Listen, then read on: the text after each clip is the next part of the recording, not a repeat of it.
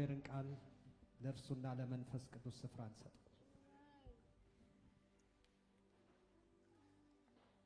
ኢየሱስ ጌታ ነው።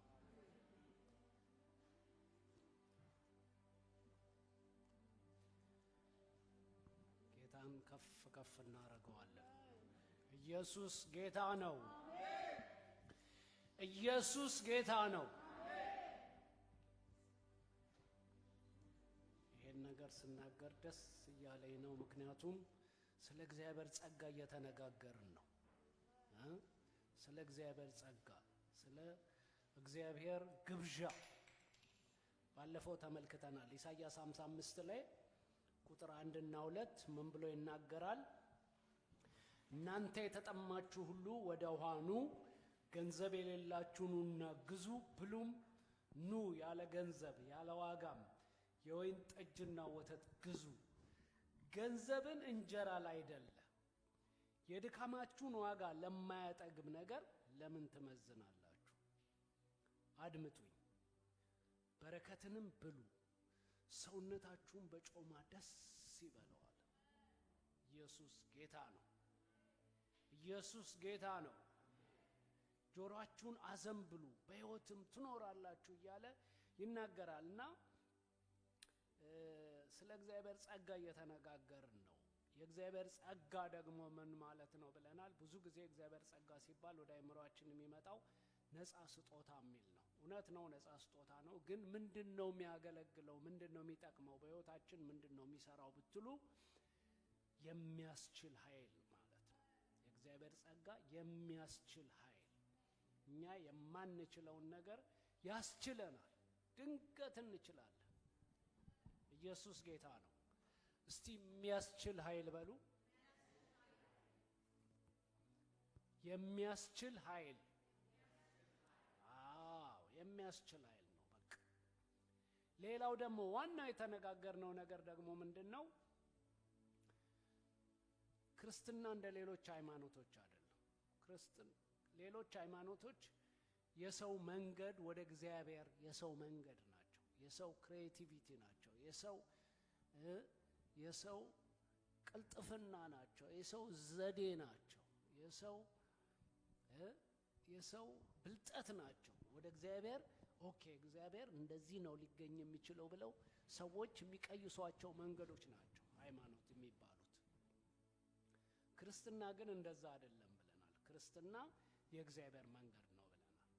ሌሎች ሃይማኖቶችን ስትመለከቷቸው ይሄ ነው መንገዱ ይሏቸዋል እንጂ መንገዱን የምትሄዱበትን ጉልበት ግን አይሰጧችሁ። ሃይማኖት እንደዛ ነው። ክፉ ይሄ ክፉ ነው፣ ይሄ ደግ ነው ብለው ይነግሯቸዋል እንጂ ክፉን እንድትመርጡ በጎን ደግሞ እንዳትመርጡ የሚያስችል ብቃት የላቸው። ባዶ ነው። የሃይማኖት መልክ የሚላቸው ለዛ ነው። መልኩ ነው ያላቸው። ክርስትና ግን ሁለቱም ነው ያለው። ለዛ ነው መጽሐፍ ቅዱስ ስለ ኢየሱስ ሲናገር ጸጋና እውነትን ተሞልቶ በእኛ አደረ። ኢየሱስ ጌታ ነው። ጸጋና እውነት ማለት ምንድነው? ጸጋ የሚያስችል ኃይል ነው። እውነት ደግሞ ዳይሬክሽን፣ መንገዳችሁን የሚቀይስላችሁ በዚህ ሂድ ይላል። ደግሞ የምትሄዱበትን ደግሞ ያስታጥቃቸዋል። ኢየሱስ ጌታ ነው። ክርስትና ከሌላ የሚለየው በዛ ነው። በዛ መንገድ ሂድና እንደ ፍጥርጥርህ አይልም። ሃይማኖት እንደ ፍጥርጥርህ ነው የሚለው። በቃ ባወጣ ያውጣ ማለት ነው። ግን ክርስትና ግን የት እንደምትሄዱ በምን እንደምትሄዱ ሁሉ ነገር ከእግዚአብሔር ነው፣ በእግዚአብሔር ወጪ ነው ብለናል። ክርስትና በእግዚአብሔር ወጪ ነው። ደስ የሚለው በቃ ይሄንን ስንረዳ እናርፋለን። ኢየሱስ ጌታ ነው። ኢየሱስ ጌታ ነው። ኢየሱስ ጌታ ነው። ስለዚህ ስለ እግዚአብሔር ጸጋ እየተነጋገርን ነበረ። ብዙ ነገሮችን ተነጋግረናል ስለ እግዚአብሔር ጸጋ። የእግዚአብሔር ጸጋ በሕይወታችን ላይ ምን እንደሚያደርግ በተለይ ደግሞ በጴጥሮስ ላይ ያለውን ሐሳብ ተነጋግረናል። በሁለተኛ ጴጥሮስ ምዕራፍ 1 ከ2 እስከ 3 የመለኮቱ ኃይል በገዛ ክብሩና በበጎነቱ የጠራነን በማወቅ ለሕይወትና እግዚአብሔርን ለመምሰል የሚሆነውን ነገር ሁሉ ስለሰጠናል። ለሕይወትና እግዚአብሔርን ለመምሰል የሚሆነውን ነገር ሁሉ ስለሰጠናል። ሁሉ ተሰጥቶናል። ኢየሱስ ጌታ ነው። ኢየሱስ ጌታ ነው። እንዳልተሰጠን ከተሰማን የሆነ ነገር እንደጎደለን ከተሰማን ያ የእውቀታችን ልክ ስለሆነ ብቻ ነው እንጂ እግዚአብሔር ሁሉን ስላላዘጋጀ አይደለም። ስለዚህ ምን አለ ሲመክር? በእግዚአብሔርና በጌታችን በኢየሱስ ዕውቀት ጸጋና ሰላም ይብዛላችሁ አለ። ኢየሱስ ጌታ ነው። ኢየሱስ ጌታ ነው። እና ስንነጋገር ምን ብለናል? ሰው ለመኖር የሚያስፈልገው ጸጋና ሰላም ነው ብለናል። በቃ ጸጋና ሰላም ካለው ተማመን ነው። ኢየሱስ ጌታ ነው። ሌላው ደግሞ በቲቶ ምዕራፍ 2 ቁጥር 11 ላይ በተለይ ደግሞ ከኃጢአት ጋር በተገናኘ ደግሞ ኃጢአትን እንዴት ድል እንደምንነሳ ይሄ ክርስትና በጣም የተለየ እንደሆነ የሚያስችል ኃይል እንደሆነ ተነጋግረናል። ቲቶ ላይ ምዕራፍ 1 እና ምዕራፍ 2 እስከ ቁጥር 10 ድረስ የክርስትናን ደረጃዎች ለጌታ እንዴት እንደሚገባ እንደምትኖሩ፣ ለቅዱሳን እንዴት እንደሚገባ እንዴት እንደምትኖሩ፣ ለእግዚአብሔር ልጆች እንዴት እንደሚገባ እንዴት እንደምትኖሩ ስታንዳርዱን ከፍ ያደረገው ያስቀምጠውና ከዛ በኋላ አትደንግጡ እንደማለት ነው። በቃ ተስፋ አትቁረጡ። ሰዎችን ሁሉ የሚያድን የእግዚአብሔር ጸጋ ተገልጧል። ይሄን ሁሉ የምጠይቃችሁ ሳይዘጋጅ አይደለም ማለት ነው። ሳይዘጋጅ አይደለም፣ ተዘጋጅቶ ነው። ምንድነው የተዘጋጀው? የእግዚአብሔር ጸጋ። የእግዚአብሔር ጸጋ ምንድነው ብለናል? የሚያስችል ኃይል ነው። እስቲ በሉት። የሚያበረታ የሚያስችል ኃይል ነው ብለናል። ዛሬ ደግሞ ትንሽ ወጣ ብለን ደግሞ ስለሌላ ነገር እንናገራለን። ኢየሱስ ጌታ ነው። ኢየሱስ ጌታ ነው። ስለ ኃጢአት ከኃጢአት ጋር የተገናኘ ብቻ ሳይሆን ደግሞ በሕይወታችሁ በዴይ ቱ ዴይ ላይፋችን እንዴት ነው የእግዚአብሔር ጸጋ የሚረዳን? እንዴት ነው የእግዚአብሔር ጸጋ የሚደግፈን? ጉርለታችንን እንዴት ነው የሚሞላው የሚለውን እንመለከታለን። አንድ በጣም በመጽሐፍ ቅዱስ ፌመስ የሆነ በጣም ዝነኛ የሆነ ጥቅስ አለ። በሁለተኛ ቆሮንቶስ ምዕራፍ 12 ቁጥር 9 ላይ ሁለተኛ ቆሮንቶስ ምዕራፍ 12 ቁጥር 9 ላይ ሐዋርያ ጳውሎስ በሕይወቱ የነበረ ድካም ነበረ። ያንን ድካም እግዚአብሔር እንዲወስድለት ደጋግሞ ጸለየ። ከዛ እግዚአብሔር ደግሞ በጣም ለየት ያለ መልስ መለሰለት። ሲመልስለት ምን አለው?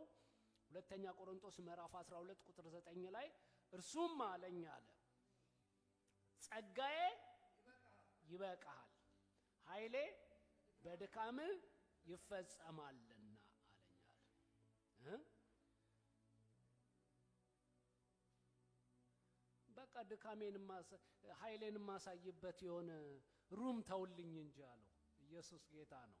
የሆነ ነገር ተውልኝ እንጂ እኔ ኃይሌን ማሳየው አንተ ሙሉ ለሙሉ ኃያልና ሁሉ ነገር ተሟልቶልህ ሁሉ 100% ሆነ እኔ የቱ ጋር ነው ያለሁት አለ። ምንድነው ረዳት አምላክ የምባለው የቱ ጋር ነው አለ። ኃይሌ በድካምህ ይፈጸማል ማለት ምንድነው? ድካምህን እኔ ነኝ የምፈጸመው አለ። በሌላ ስፍራ ባለፈው ስነግራችሁ ነበር። ምን ይላል? ልቡ በእርሱ ፍጹም የሆነውን ያጸና ዘንድ የእግዚአብሔር ዓይኖች በምድር ሁሉ ላይ ናቸው አለ። ምን ብሎ ይናገራል በእንግሊዘኛው? to show himself strong on the behalf of him ይላል። በደካማው ፋንታ ብርታቱን ሊያሳይ ብሎ መጽሐፍ ቅዱስ ይናገራል። ኢየሱስ ጌታ ነው። ኢየሱስ ጌታ ነው።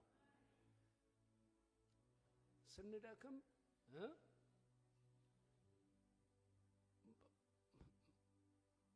እንግዲህ በዓለም ላይ አልደክምም የሚል ሰው የለም። ኢሳይያስ ምዕራፍ 40 ላይ ምን እንደሚል ልንገራችሁ። ኢሳይያስ ምዕራፍ 40 ላይ ማንኛውም ሰው የራሱ ድካም አለው። የተለያየ ሊሆን ይችላል፣ ዘርፈ ብዙ ሊሆን ይችላል፣ መልኩ ሊለያይ ይችላል። ግን ሁሉ ሰው ድካም የሚለው አለ። ያንዳንዱ ድካም 5% ነው፣ ያንዳንዱ 10% ነው፣ ያንዳንዱ 35% ነው፣ ያንዳንዱ 55% ነው፣ ያንዳንዱ 70% ነው። ግን ሁሉም ድካም አለው ነው የሚለው። እንደዚህ ይላል ኢሳይያስ ምዕራፍ 40 ቁጥር 29 ላይ እንደዚህ ብሎ ይናገራል። ስለ እግዚአብሔር ሲናገር ለደካማ ኃይልን ይሰጣል አለ። ግን ሲዘረዝረው ምን አለ? ጉልበት ለሌለው ብርታት ይጨምራል አለና ብላቴኖች ይደክማሉ ይታክቱማል አለ። ብላቴና የሚባል ስትሮንግ የሚባል የሚደክምበት ጊዜ አለ። ብላቴኖች ይደክማሉ ይታክቱማል፣ ጎበዛዝቱም ፈጽመው ይወድቃሉ አለ። ስለዚህ በምድር ላይ እስካለን ድረስ ጉርለት የለብኝም የምንለው ነገር የለም። ጉርለት የለብኝም ካልን በቃ ተሳስተናል፣ አልገባንም። የሆነ ነገር ያልገባን ነገር አለ። ጉር ኒውሱ ምንድነው? መልካሙ ዜና ምንድነው? ሁላችንም በድካም ውስጥ እናልፋለን። ስለዛ ነው የሚናገረው። እንግዲህ ኢየሱስ ጌታ ነው። ያንን ግን ድካም እኔ ሞላዋለሁ ነው። በቃ ክርስትናው ምንድነው? ደክመን አንደክምም ማለት ነው። ስለደከምን እግዚአብሔር ካዘጋጀልን የሕይወት ዓላማ አንቀርም፣ መንገድ ላይ አንቀርም። ለምን? ጸጋዬ ይበቃሃል አለው። ኢየሱስ ጌታ ነው። ጸጋዬ በቂ ነው አለ። አንድ ኢሉስትሬሽን ላሳያችሁ።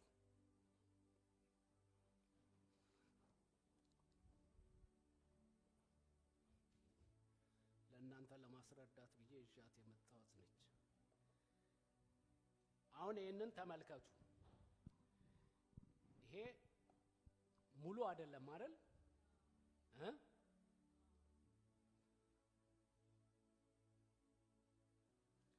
ይሄ ሙሉ አይደለም አይደል? ምን አለበት? ውሃ አለበት። ምን ያህል ይሆናል? 80% ይሆናል። ኦኬ። ይሄ እንግዲህ አሁን በእኛ በኦርዲነሪ በተራ ሰዎች አባባል ነው ይሄ። በሳይንስም በክርስትናም ግን ይሄ ስህተት እንደሆነ ነው ማሳያቸው። በሳይንስ ይሄ ሙሉ ነው የሚባለው። በሳይንስ ምን ማለት ነው? ይሄ ውሃ ሞልቶታል፣ ከዚህ በኋላ ደግሞ አየር ሞልቶታል። በሳይንስ ቫኪዩም አይደለ፣ አየር ሞልቶታል። ትዝ አላችሁ አይደለ? የአራተኛ ክፍል ሳይንስ ትዝ አላችሁ አይደል? አየር ሞልቶታል። ግን ምንድነው? አይታይም። በተመሳሳይ መልኩ እያንዳንዱ ሰው ሕይወት በሚታይ እቺን ያህል ነች። የሌላው ደግሞ ይሄን ያህል ነው። የሌላው ይሄን ያህል ነው። የሌላው ይሄን ያህል ነው። የሌላው እችጋ ሊሆን ይችላል። ግን ጉርለት የሌለበት የለም፣ ወይም ደግሞ አየር የሌለው የለም። ሁሉም አየር ይፈልጋል ለመሙላት ማለት ነው። በተመሳሳይ መልኩ ወደ እግዚአብሔር ነገር ስትመጡ ደግሞ ሁሉን ነገር ሞልቶልኛል፣ ሁሉ በኪሴ ያለ፣ ሁሉ ነገር የሚል ሰው የለም። ግን ምንድነው እግዚአብሔር እያለ ያለው? በሚታየው ነገር ሲጎድልባችሁ የኔ ጸጋ በማይታይ ነገር ጉድለታችሁን ይሸፍናል ነው። በዚህ ሁኔታ በምድር ላይ የተሰጣችሁን ዓላማ ለመፈጸም ምንም የሚጎልባችሁ ነገር የለም ነው የሚለው። ኢየሱስ ጌታ ነው። አንድ ቃል ላንብብላችሁ። አንደኛ ቆሮንቶስ ላይ እንደዚህ ብሎ ይናገራል።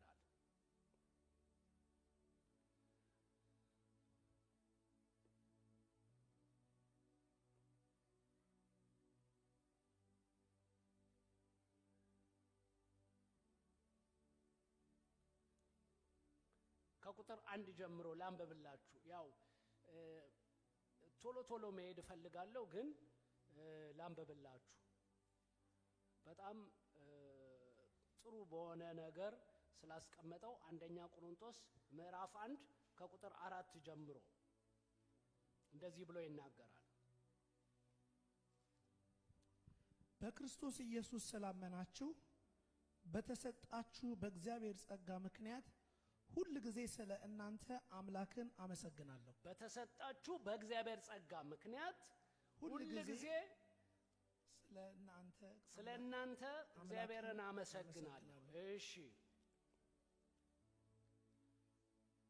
ቁጥር 5 እና 6 ለክርስቶስ መመስከሬ በእናንተ ዘንድ እንደጸና በነገር ሁሉ በቃልም ሁሉ በእርሱ ባለጠጎች እንድትሆኑ ተደርጋችኋል ይላል። ደስ አይልም? ባለጠጎች እንድትሆኑ ሙላት ማለት ነው። ባለጠግነት ማለት ሙላት ማለት ነው። ግን ሙላቱ እንዴት ነው? በሚታይ ነገር ነው ወይስ በእግዚአብሔር አሰራር ነው ብትሉ ቀጥሎ ይናገራል። እንደዚህ የጌታችን የኢየሱስ ክርስቶስ መገለጥ ስትጠባበቁ አንድ የጸጋ ስጦታ እንኳን አይጎላባችሁም ማለት ከዛ ምን ይላል? በዚህ ምክንያት እርሱም ደግሞ በጌታችን በኢየሱስ ክርስቶስ ቀን ያለ ነቀፋ እንድትሆኑ እስከ ፍጻሜ ያጸናችኋል። ከዛ ሲቀጥል ደግሞ ወደ ልጁ ወደ ጌታችን ወደ ኢየሱስ ክርስቶስ ኅብረት የጠራችሁ እግዚአብሔር የታመነ ነው። ኢየሱስ ጌታ ነው። የራሱን ጉልበት ተማምኖ ነው እኛን የጠራን። ስለዚህ ነው ደስ ሊለን የሚገባው። በቃ ክርስትና በእግዚአብሔር ወጪ ነው። የሰው እንደምንም ብዬ በቃ ብሎ የሚሆን ኖ በእግዚአብሔር ጸጋ ነው። ሐዋርያው ጳውሎስ ምን ብሎ ይናገራል? አንድ ስፍራ ላንብብላችሁ እንዴት እንደሚል። መቼም ብዙ ሰዎች የተለያየ ነገር ይላሉ። ሐዋርያው ጳውሎስ ግን ስለዚህ የእግዚአብሔር ጸጋ እንደዚህ ይላል። በአንደኛ ቆሮንቶስ ምዕራፍ 15 ቁጥር 10 ላይ ነገር ግን በእግዚአብሔር ጸጋ የሆንኩ እኔ ነኝ አለ። ምን ማለት ነው? I am who I am by the grace of God ማለት ነው። የሆንኩት በእግዚአብሔር ጸጋ ነው። ብዙ ነገሮች ይናገራል። በቃ ከማንኛችሁም በላይ ደከምኩ አለ። በቃ ደከምኩ፣ ወጣሁ፣ ወረድኩ፣ ብዙ ነገሮችን አረኩ አለ። ግን አለ ስቲል እኔ አይደለሁም አለ። ማን ነው አለ? የእግዚአብሔር ጸጋ። እሱ ራሱ የእግዚአብሔር ጸጋ እንደ ሶስተኛ ሰው ይታየዋል ማለት እኔ አይደለሁም። መቼም እየካደኮ ነው እሱ ነው ያረጋው። ግን እኔ አይደለሁም። ይሄን እኔ አይደለሁም። እኔ በሆን አላረጋውም ማለት ነው። እኔ በሆን አልችለውም ማለት ነው። የወጣውትን ዳገት እኔ በሆን አልወጣውም። የወረድኩትን ቁልቁለት እኔ በሆን አልወርደው። ይሄን ሁሉ ያረጋው ማን ብሎ ነው የሚናገረው? የእግዚአብሔር ጸጋ ነው ብሎ ይናገራል። እኔ የሆንኩት አለ በእግዚአብሔር ጸጋ ነው አለ። ስለዛ ነው በሁለተኛ ቆሮንቶስ ላይ በጣም ሰፋ ያለ ነገር ይናገራል። ሁለተኛ ቆሮንቶስ ላይ ስለዚህ እንደውም ሲመክር እኛን ሁሉ ሲመክረን ምን ብሎ ይናገራል? ሁለተኛ ቆሮንቶስ ምዕራፍ 6 ላይ እንደዚህ ብሎ ይናገራል።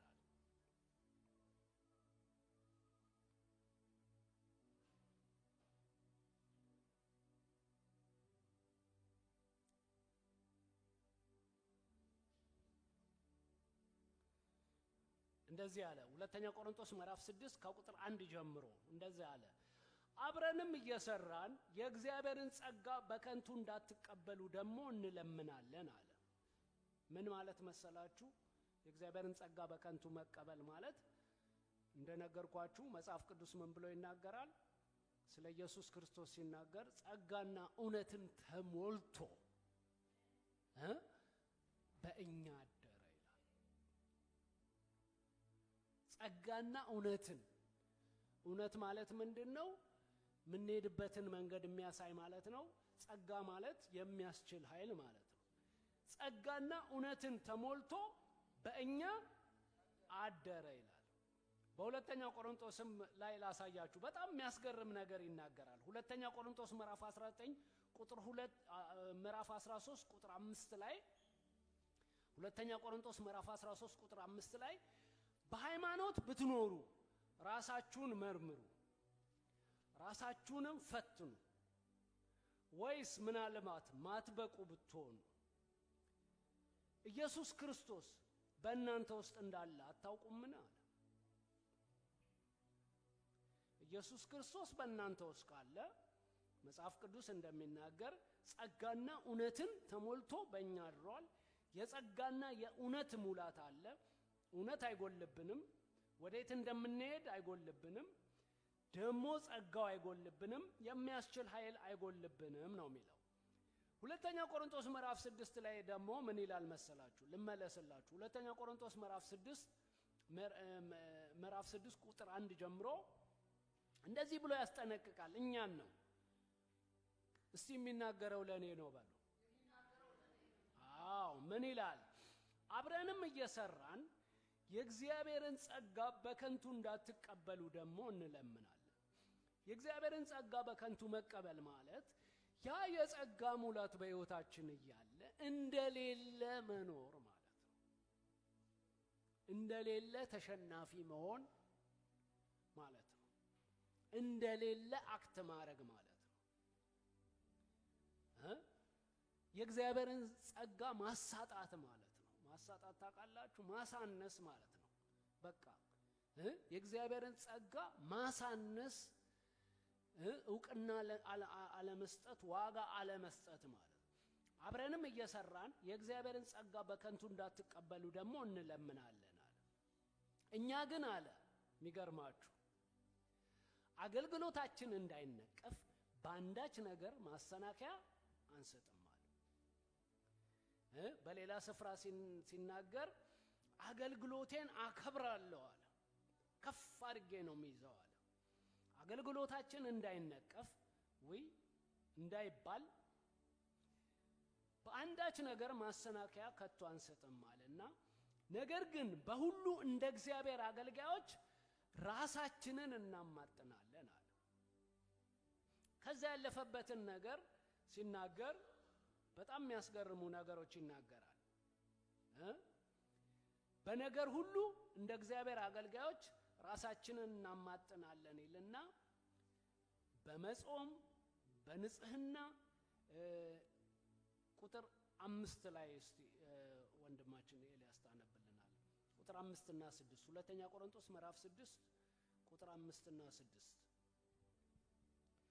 በብዙ መጽናት በመከራ በችግር በጭንቀት በመገረፍ በወይኒ በሁከት በድካም እንቅልፍ በማጣት በመጦም በንጽህና በእውቀት በትዕግስት በቸርነት በመንፈስ ቅዱስ ግብዝነት በሌለው ፍቅር በእውነት ቃል በእግዚአብሔር ኃይል ለቀኝና ለግራ በሚሆን ጽድቅ የጦር ዕቃ በክብርና በውርደት በክፉ ወሬና በመልካም ወሬ ራሳችንን እናማጥናለን። አዎ ራሳችንን እናማጥ ቅድም ያለው ማለት ነው። ቅድም ያለው ምን አለ? ምን ብሎ ተናገረ? አገልግሎታችን እንዳይነቀፍ በአንዳች ነገር ማሰናከያ አንሰጥም ሲል ቀላል ነገር ይመስላል አይደል? ያለፈበት እንደው ማሰናከያ እንደው ይመስላል። ግን ሲናገር ሲዘረዝረው ምን አለ? ነገር ግን በሁሉ እንደ እግዚአብሔር አገልጋዮች ራሳችንን እናማጥናለን አለና በብዙ መጽናት የእግዚአብሔር ጸጋ ምን ያደርጋል አለ? ያጸናል።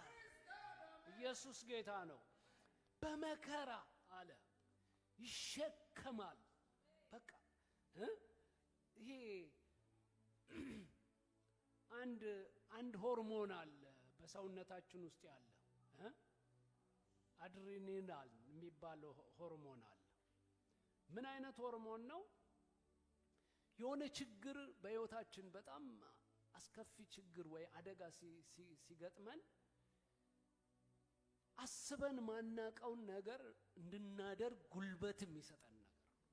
ዝም ብሎ በኖርማል ጊዜ አይመጣም፣ እንደፈለጋችሁ አታመጡትም።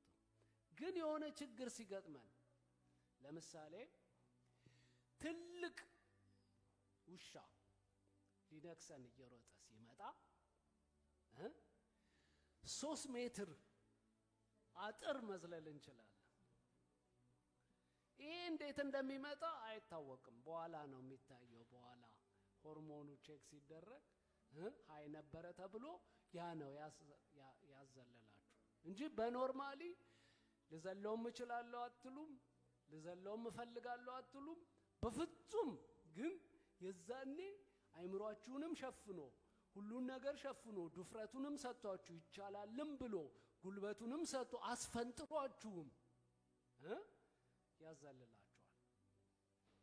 የእግዚአብሔር ጸጋ እንደዛ ነው። በቃ ዞር ብለን ስናየው ምን ይላል ዘማሪው?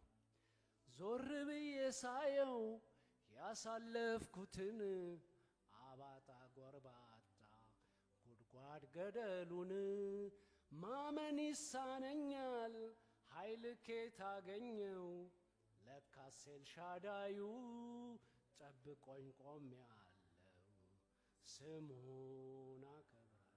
እስቲ እንዘምረው። ዞር ብዬ ሳየው ያሳለፍኩትን አባጣ ጎርባጣ ጉድጓድ ገደሉን ማመን ይሳነኛል ኃይል ከየት አገኘው ለካስ ኤልሻዳዩ ጠብቆኝ ቆሜያለሁ ስሙን አከብራለሁ። ዞር ብዬ ሳየው ያሳለፍኩትን አባጣ ጎርባጣ ጉድጓድ ገደሉን ማመን ይሳነኛል ኃይልን ከየት አገኘው ለካስ ኤልሻዳዩ ጠብቆኝ ቆሜያለሁ ስሙን አከብራለሁ ስሙን አከብራለሁ ስሙን አከብራለሁ። ኢየሱስ ጌታ ነው። ይሄ ነው በቃ ይሸከማል አይደለ? እንደዛ አይደለ የሚለው ይሸከማል። እስከ ሽምግልና ይሸከማል። እስከ ተማመን ነው። ኢየሱስ ጌታ ነው። ተማመን። ምንም እኮ መፍራት የለብንም። በቃ መፍራት የሌለባቸው ሰዎች በቃ ፍርሃት ወደ ደጃችን ወደ አካባቢያችን መድረስ የሌለበት ሰዎች እኛ ነን። የፍርሃት ስሜት አይመጣም ማለት አይደለም፣ ይመጣል። ይመላለስ ከፈለገ ግን አንሰማው። ጆይስ ማየር ምን ትላለች? የፍርሃት ስሜት አለች እንዳይመጣ ልንከለክለው አንችልም ትላለች። እንደውም ምሳሌ የሚሰጠው ምንድነው? እንደ ወፍ ነው። ወፍ በራሳችሁ ላይ እንዳይበር መከልከል ትችላላችሁ? አትችሉም። በቃ አንድ ነገር ማድረግ የምትችሉት ነገር ግን ወፍ ራሳችሁ ላይ ጎጆ እንዳትሰራ ግን መከልከል ትችላላችሁ። በተመሳሳይ መልኩ ደግሞ ፍርሃት እንዳይመጣ መከልከላችሁ። ፍርሃት በራሱ ክፉም አይደለም ደግም አይደለም፣ ስሜት ነው፣ ጠቋሚ ስሜት ነው። ግን ፍርሃትን ኢንተርቴን አርጋችሁት አስተናግዳችሁት እግዚአብሔር ካየላችሁ እንዲያስቆማችሁ ካረጋችሁ ግን የእናንተ ጥፋት ነው። ነገር ግን በአጠቃላይ ግን ፈርቶ መቆም ለኛ አይደለም። ለዛ ነው መጽሐፍ ቅዱስ ምን ብሎ ይናገራል? እግዚአብሔር የሰጠን መንፈስ የፍርሃት መንፈስ አይደለም። አንፈራም። የፈለገ ለምን አይሆንም? ሰይጣን እኮ ሊያስፈራራን አይደል? በፍርሃት ሊገለን እኮ ነው የሚፈልገው። በሁኔታው እኮ አይደለም፣ በፍርሃት ሊገለን ነው የሚፈልገው። ብዙ ሰዎች ደግሞ የሚያልቁት በፍርሃት ነው፣ በነገሩ አይደለም። እንዲህ ትሆናለህ ብሎ በማስፈራራት ነው የሚገላቸው። ብዙዎቹን ይገልና ጥቂቶቹን ነው በዛ በሆነው ነገር የሚገላቸው። በፍርሃት ነው። እስቲ አልፈራም በሉ። ሐዋርያው ጳውሎስ እንደውም ምን አለ? ኧረ እባካችሁ አለ አብረን እየሰራን አለ የእግዚአብሔርን ጸጋ በከንቱ አትቀበሉ አለ። የእግዚአብሔር ጸጋ ተሞልታችሁ ክርስቶስ በውስጣችሁ እየኖረ ለምንድነው አለ በቃ ለምንድነው የእግዚአብሔርን ጸጋ በከንቱ የምትቀበሉት?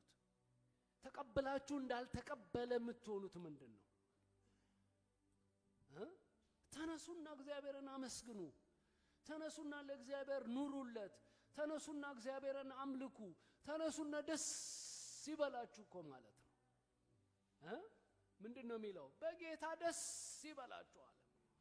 እውነት ነው። ከጌታ ወጣ ስትሉ ብዙ ድካም አለ፣ ብዙ ግራ መጋባት አለ፣ ብዙ ነገሮች አሉ። ወደ ጌታ ግን ስትመጡ የእግዚአብሔር ጸጋ ይባላል። የሚያስችል ኃይል አለ። ቆማችሁ ዛሬ ላይ ቆማችሁ በቃ ምንም ነገር አያስቆመኝም ማለት ትችላላችሁ። የእግዚአብሔር ጸጋ አብሯችሁ እስካለ ድረስ አንደኛ ቆሮንቶስ ላይ ያለውን ቃል እንደገና ላንብብላችሁ።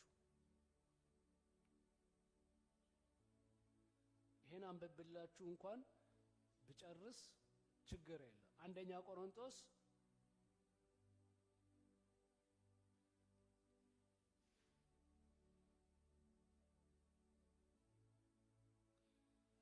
ምዕራፍ 1 ከቁጥር 4 ጀምሮ በክርስቶስ ኢየሱስ ስላመናችሁ በተሰጣችሁ በእግዚአብሔር ጸጋ ምክንያት ሁሉ ጊዜ ስለእናንተ አምላክን አመሰግናለሁ። አሁን ይወላችሁ ሐዋርያ ጳውሎስ በእነዚህ ሰዎች ላይ ጸጋ አይቷል አይደል?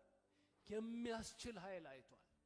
እኛም አንዳንድ ጊዜ እንደምንረዳው ዞር ብዬ ሳየው ብለን እንደምናየው የእግዚአብሔር ጸጋ እንዴት እንደተሸከመን እንዴት እንዳወጣ እንዴት ተራራውን እንዳሻገረን ስናየው እንደምንገረም ሰዎች ደግሞ በእኛ ህይወት የእግዚአብሔርን ጸጋ ያሉ ይሄ ሳሚ አይደለም ይላሉ።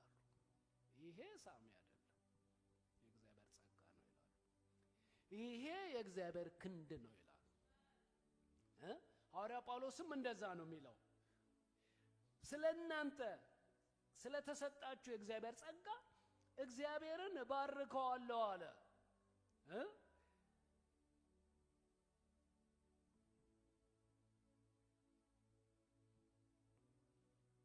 አንደኛ ቆሮንቶስ ምዕራፍ 1 ከቁጥር 4 በክርስቶስ ኢየሱስ ስላመናችሁ በተሰጣችሁ በእግዚአብሔር ጸጋ ምክንያት ሁሉ ጊዜ ስለእናንተ አምላክን አመሰግናለሁ አለ። ከዛ ለክርስቶስ መመስከሬ በእናንተ ዘንድ እንደጸና በነገር ሁሉ በቃልም ሁሉ በእውቀትም ሁሉ በእርሱ ባለጠጎች እንድትሆኑ ተደርጋችኋል። እሱ የሚያየው ምንድነው? ባለጠግነት ነው። በሕይወታችሁ የተትረፈረፈ ነገር ያያል፣ ኃይል ያያል፣ የእግዚአብሔር ጉልበት ያያል። በቃ የእግዚአብሔርን ምሪት ያያል በሕይወታችሁ። እናንተ እኮ ላታዩ ትችላላችሁ። ለምንድነው? እናንተ በጦርነቱ ስላላችሁ በቃ የሆነ ነገር ላሟላ ይሄን ላስተካክል እቅዱ ስላላችሁ አታቁትም። በቃ ጀግኖች እንደሆናችሁ አታቁትም። ጀግና የሆነ ሰው እኮ ጀግና ነኝ ብሎ በቃ ማለት የጀግንነት ሜዳሊያ ሲሸለም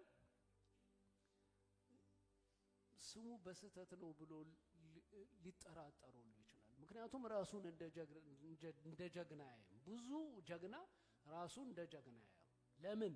በጦርነት ውስጥ ነው ያለው። እሱ በቃ የሆነ I'm just doing my job ነው የሚለው። ስራዬን እየሰራው ነው ብሎ ነው የሚያምነው። ግን ሰዎች ግን ይሄ ጀግንነት ነው፣ ይሄ ወጣ ያለ ነገር ነው፣ ይሄ የእግዚአብሔር ክንድ ብቻ ነው ይላሉ። ይሄ this is out of this world ይላሉ። በቃ ከዚህ ይሄ እግዚአብሔር የረዳው ሰው ካልሆነ ይሄንን ነገር ሊያረግ የሚችል የለም ይላሉ። ስለ ኢየሱስ እንደዛ አይደል ያሉት? እግዚአብሔር ከእርሱ ጋር ካልሆነ በስተቀር ይሄን የምታረጋቸው ነገሮች ሊያደርግ የሚችል የለም ብለው ሰዎች ሲመሰክሩለት እንመለከታለን። ከዛ ምን ይላል ሐዋርያ ጳውሎስ ቁጥር 5 እና 6 ለክርስቶስ መመስከሬ በእናንተ ዘንድ እንደጸና በነገር ሁሉ በቃልም ሁሉ በእውቀትም ሁሉ በእርሱ ባለጠጋ እንድትሆኑ ተደርጋችኋልና። እሱ ነው የሚመሰክረው። እንግዲህ እነሱ አይደሉም። እነሱ ሌላ ነገር ፊል ሊያረጉ ሊሰማቸው ይችላል። ቁጥር 7 እንደዚህ የጌታችን የኢየሱስ ክርስቶስ መገለጥ ስትጠባበቁ የጸጋ ስጦታ እንኳን አንድ የጸጋ ስጦታ እንኳን አይጎልባችሁም አለ። እርሱም ደግሞ በጌታችን በኢየሱስ ክርስቶስ ቀን ያለ ነቀፋ እንድትሆኑ እስከ ፍጻሜ ያጸናችኋል። ወደ ልጁ ወደ ጌታችን ወደ ኢየሱስ ክርስቶስ ህብረት የጠራችሁ እግዚአብሔር የታመነ ነው። ኢየሱስ ጌታ ነው። ይሄን ከተረዳችሁ ይበቃል። እስቲ በእግዚአብሔር ፊት እንጸልያለን። በእግዚአብሔር ፊት እንጸልያለን። የሚያስችል ኃይል አለ። የሚያስችል ኃይል ፓኬጁ ሲመጣ ክርስትናው ሲመጣ ከሚያስችል ኃይል ጋር ነው። የሚያስችል ኃይል አለ። በራሳችን ወጪ አይደለም። በእግዚአብሔር ኃይል ኃጢአትን ስለመተው ነው ብሎ መጽሐፍ ቅዱስ ይናገራል። ክርስትና ምንድነው የሚለው አለ? በእግዚአብሔር ኃይል ኃጢአትን ስለመተው ነው ይላል።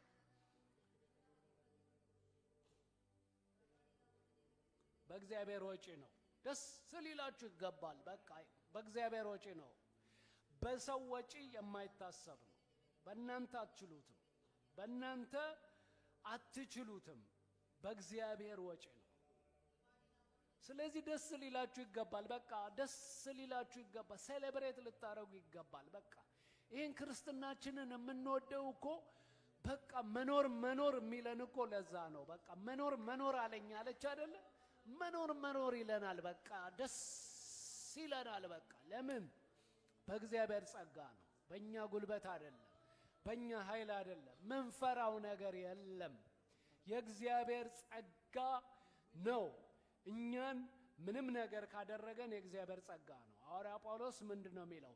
ከብዙዎች ይበልጥ ደከምኩ፣ ነገር ግን እኔ አይደለው የእግዚአብሔር ጸጋ ነው ብሎ መጽሐፍ ቅዱስ ይናገራል። የእግዚአብሔር ጸጋ በብዙ ነገሮች ውስጥ ያሳልፋል አለ። ብዙ ነገሮችን ያሳልፋል። ስናስባቸው ራሱ ስናነባቸው በጣም የሚገርሙንን የሚሰቀጥጡትን ነገሮች የእግዚአብሔር ጸጋ እንደሚያሳልፍ ሐዋርያ ጳውሎስ በቆሮንቶስ ላይ ይናገራል። እንደዛ አለ። ነገር ግን በሁሉ እንደ እግዚአብሔር አገልጋዮች ራሳችንን እናማጥናለን፣ በብዙ መጽናት፣ በመከራ፣ በችግር፣ በጭንቀት፣ በመገረፍ፣ በወኒ፣ በሁከት፣ በድካም፣ እንቅልፍ በማጣት፣ በመጦም፣ በንጽህና፣ በእውቀት፣ በትዕግስት፣ በቸርነት፣ በመንፈስ ቅዱስ፣ ግብዝነትም በሌለበት ፍቅር፣ በእውነት ቃል፣ በእግዚአብሔር ኃይል ለቀኝና ለግራ በሚሆን በጽድቅ የጦር ዕቃ፣ በክብርና በውርደት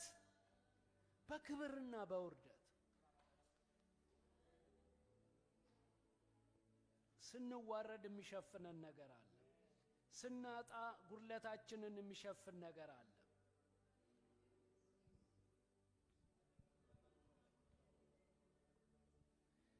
ሞገስ የሚሆነን ነገር አለ። ተቀባይነት የሚሰጠን ነገር አለ።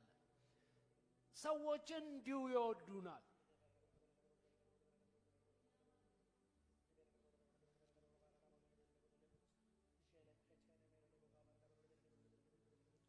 እንደ መከራው መጠን እግዚአብሔር ደግሞ ሚክስበት መንገድ አለው። አሳቾች ስንባል እውነተኞች ነን፣ ያልታወቁ ስንባል የታወቅን ነን፣ ፌመስ ነን አለ። በቃ ኢየሱስ ጌታ ነው። የምንሞት ስንመስል እነሆ ሕያዋን ነን። የተቀጣን ስንሆን አንገደልም። ሐዘንተኞች ስንሆን ሁልጊዜ ደስ ይለናል። የእግዚአብሔር ጸጋ ልባችንን ይይዘዋል፣ ልባችንን ይሸፍነዋል። በቃ በአካባቢያችን የሚያሳዝን ነገር ሲመጣ ሽፍን ያደርገናል። ያ ጸጋ ይመጣና ሽፍን አያገኘንም። ሐዘኑ እኮ ልባችንን ሰንጥቆ የሚገባ ሊሆን ይችላል። እግዚአብሔር መንገድ ያበጃለታል። ድሆች ስንሆን ብዙዎችን ባለጠጋ እናደርጋለን። አንዳች የሌለን ስንሆን ሁሉ የኛ ነው አለ። ሁሉ የኛ ነው አለ። ኢየሱስ ጌታ ነው። ሁሉ የኛ ነው አለ። ከኛ በላይ ባለጠጋ የለም። ኢየሱስ ጌታ ነው። የእግዚአብሔር ጸጋ እውነተኛው የባለጠጋ ትርጉም ጸጋ ያለው ሰው ማለት ነው። በቃ ጸጋ ያለው ሰው ነው። ባለጠጋ ማለት ጸጋ ያለው ሰው ማለት ነው። ጸጋ የሌለው ሰው ባለጠጋ ሊሆን አይችልም። ጸጋ የሌለው ሰው ደሃ ሰው ነው። ስለዚህ ነው እኛ ባለጠጎች የተደረግነው። ኢየሱስ ጌታ ነው። እስቲ እናመስግነው እግዚአብሔርን። ቆመን እናመሰግነዋለን። እግዚአብሔርን ከፍ ከፍ እናደርገዋለን።